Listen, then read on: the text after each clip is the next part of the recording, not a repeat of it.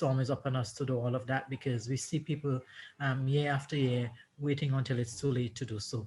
So we're just encouraging persons. We have been through a rough year. We have had COVID, we have had the pandemic, we now with the volcanic eruption, the hurricane season, anything can happen. And while we pray that we're not impacted, we nature will take its course, and we don't know when one may come this way. Additionally, we in our regular our annual hurricane message, we always say it doesn't take a storm or hurricane to impact to really cause any damage. Our topography, our geology, our hydrology shows us that just a couple good heavy showers of rain for a prolonged time, depending on the volume in terms of the inches that we get, can actually have a significant impact. We saw that in the 2013 floods, we saw that in 2016 floods, we saw that in 2011 during the dry season. So it doesn't take a storm or hurricane to give us a good whooping. It just takes some good heavy showers, and because our soils are loose, etc. Even more so now, after the ashfall, the topsoil even more loose. We still have volumes of ash in the mountains to come down.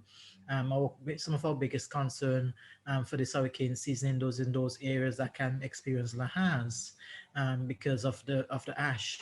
The only good thing is that those areas that can experience the lahars are not really that populated at this time, because they should not be in the communities, but you still have persons going back home to do a bit of cleanup. So we are very concerned about the lahars and asking persons, once you see the heavy rainfall in those communities, you can experience lahars, and it's not just like it's a flooding, yes, but it's come with all the different material that has been up in the mountain, the burnt trees, the destroyed trees from the volcanic eruption.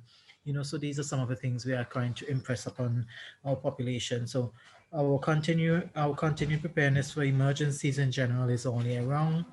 We live with the hazard of a threat of a hurricane, a storm, or hurricane, a cyclone for 6 months of the year, and our preparation has to be heightened and increased, especially in these more vulnerable times. But the last known storm to have any impact, maybe not significant, would have been in Hurricane Thomas 2010. We would have had some impact there, but we have had small events, and I don't want to think that one event is more, well, if you have a more devastating impact, because what is happening is that these small events, the losses do accumulate.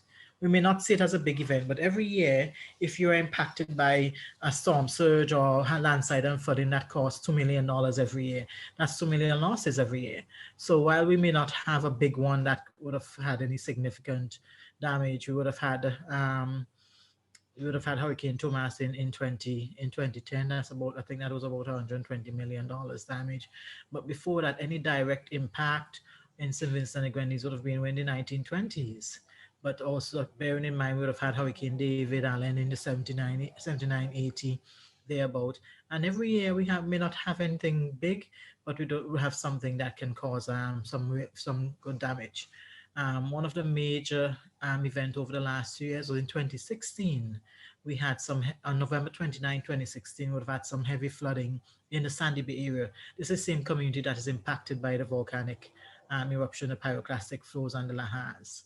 And so these are the communities that are extremely vulnerable. And I'm sure once we have an event again, these communities can be impacted.